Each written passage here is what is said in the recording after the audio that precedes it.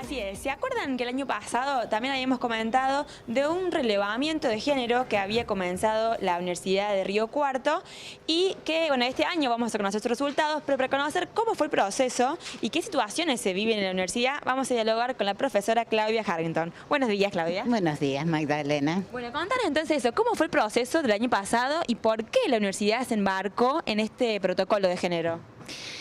Este proceso se inicia un poco antes con una propuesta del Observatorio de Derechos Humanos de realizar una encuesta acerca de las situaciones de género que pueden estar existiendo dentro de la universidad y el compromiso del protocolo frente a situaciones de género. En ese sentido, el año pasado estuvimos trabajando en esos dos temas, conformando la mesa interinstitucional sobre violencia de género, en donde intervienen representantes de los distintos claustros de nuestra universidad, así como también representantes de las autoridades de la universidad y referentes del Observatorio de Derechos Humanos. En ese sentido, bueno, uno de los principales problemas era la construcción de esa encuesta, que es lo que nos interesaba saber. Y básicamente priorizamos tres ejes. En primer lugar, qué información y qué formación tenemos como miembros de nuestra comunidad universitaria en relación a las problemáticas de género. ¿Cuáles son las situaciones de violencia de género que se pueden estar dando en el ámbito universitario y en el marco, dentro de esta institución, de relaciones educativas y de relaciones laborales? En ese sentido están trabajando todas las universidades del país. Y finalmente, ¿qué conocimiento tiene la comunidad universitaria de la normativa vigente a nivel nacional y en relación a nuestra universidad para atender casos de violencia de género? Yo aquí quiero resaltar algo muy particular. Nuestra universidad, si bien estamos elaborando el protocolo, pero ya tenemos un antecedente previo para trabajar estas cuestiones, que es la resolución de Consejo Superior 402/14, referida a violencia laboral, donde allí también se está contemplando la violencia de género en el ámbito laboral. Vos recién nombrabas como dos bastiones que también están trabajando, operando en diferentes universidades del país, que tiene que ver con la formación en género y también con las situaciones que se viven. Nos enteramos hace poco una denuncia de estudiantes de la Universidad Nacional de Córdoba por acoso, por un problema en la Facultad de Medicina. Entonces, ¿cuáles son por ahí las situaciones que se observan dentro de esta comunidad universitaria?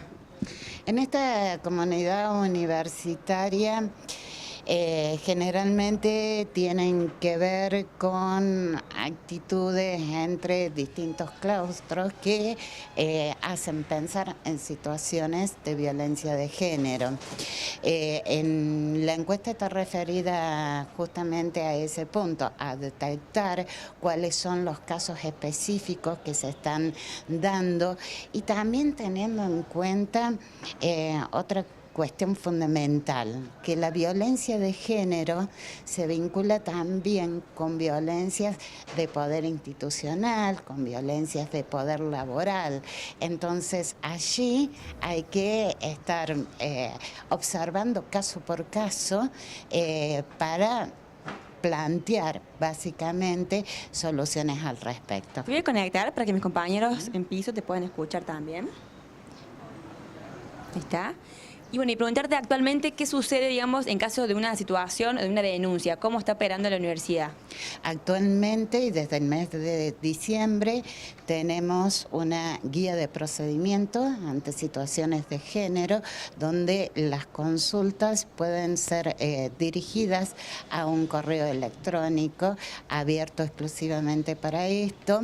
El correo es consulta.violencias.unrc, Gmail gmail.com. Allí se están recibiendo las consultas y desde ese lugar vamos orientando los distintos pasos que puede seguir quien se siente afectado o afectada por una situación de violencia de género. Claudia, que buen no día. necesariamente termina en una denuncia. Sí, buenos días. ¿Quiénes trabajaron, quiénes formaron parte de esta tarea, de esta investigación concretamente?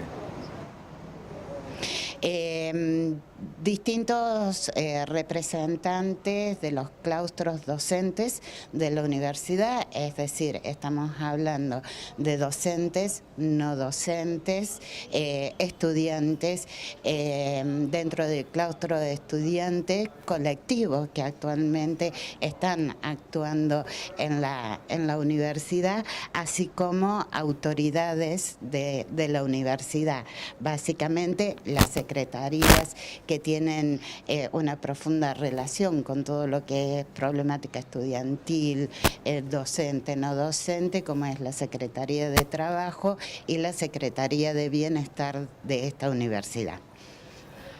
Claudia, buen día. Quería preguntarte cómo surge esto, digo, en esta época en la que vivimos, en donde hay una apertura a hablar de determinados temas que durante mucho tiempo fueron ocultos, fueron tabú o las mujeres no se animaban a denunciar. ¿Cuáles son los casos que persisten en un ámbito como es el académico en la universidad? ¿Cuáles son las presiones o las situaciones que por ahí se dan más, las denuncias que más ustedes reciben allí en ese ámbito? Por ejemplo, tienen que ver con situaciones en clase. En realidad, denuncias concretas son muy pocas. Estamos en un proceso de formación y de visibilización de la temática dentro de la comunidad universitaria, porque vale la pena recordar estas situaciones de violencia de género se desarrollan combinando distintas instancias. Primero, la violencia es una forma de relación social. Cuando se exacerba la violencia, cuando se cruzan los límites de lo culturalmente aceptable por una sociedad. Cabe recordar que en las últimas décadas todo lo que fue expansión de los derechos humanos, expansión de los derechos de las mujeres, los propios movimientos feministas con sus movilizaciones, con sus demandas, abrieron las puertas a una realidad totalmente diferente, visibilizando cuestiones que eran consideradas normales, naturalizadas en la sociedad, pero que exponían violencias que hoy ya no las podemos aceptar más como tales. ¿Por qué? Porque son violencias que van en contra de los principios y los valores básicos que la sociedad actual, que la cultura actual están sosteniendo, como la libertad en todos los sentidos, el derecho a la decisión sobre el propio cuerpo y la integridad tanto relacionada a la salud física como a la salud psíquica de todos quienes componemos la sociedad.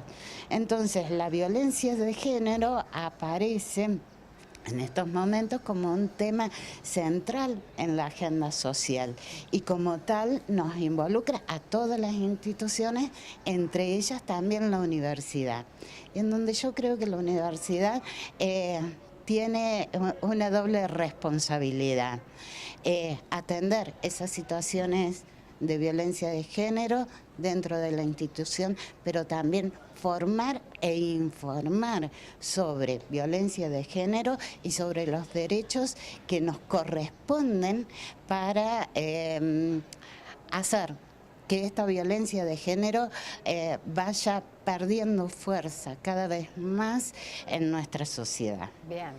Una cuestión más que quisiera consultarte es, como institución educativa, también muchas veces como estudiantes o incluso como docente o no docente, te tienen miedo a la represalia, digamos, a no denunciar o no querer contar lo que te pasa por miedo a la represalia o pensando que es un problema muy individual y que por qué lo tengo que comentar o sacar a la luz.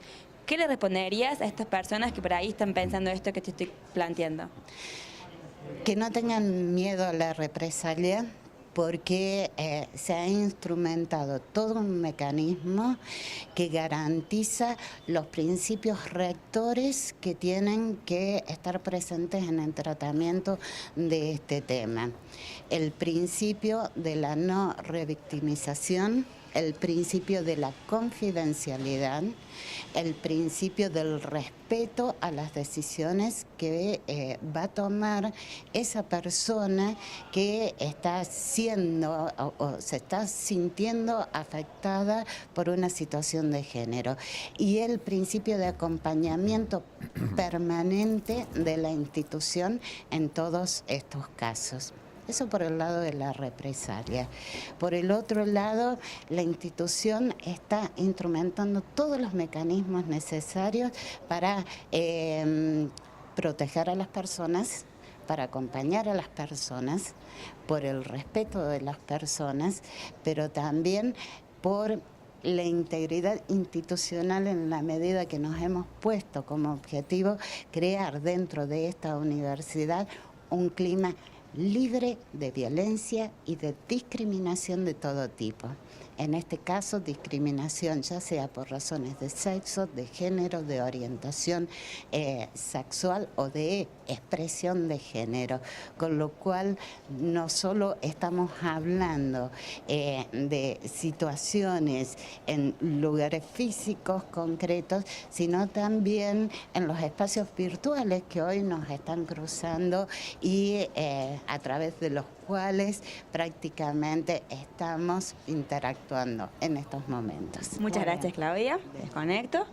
Bueno, así que seguiremos más adelante cuando estén los resultados de relevamiento. Seguramente va a ser otra oportunidad para tener con los resultados en las manos, poder entender qué está pasando en la Universidad de Río Cuarto y como le decíamos antes, ¿no? Entender también que es un movimiento que también está sucediendo en diferentes universidades del país, que se están acoplando a entender que hay distintas situaciones de discriminación, como decía recién la profesora, que podrían estar afectando a la comunidad de cada claustro.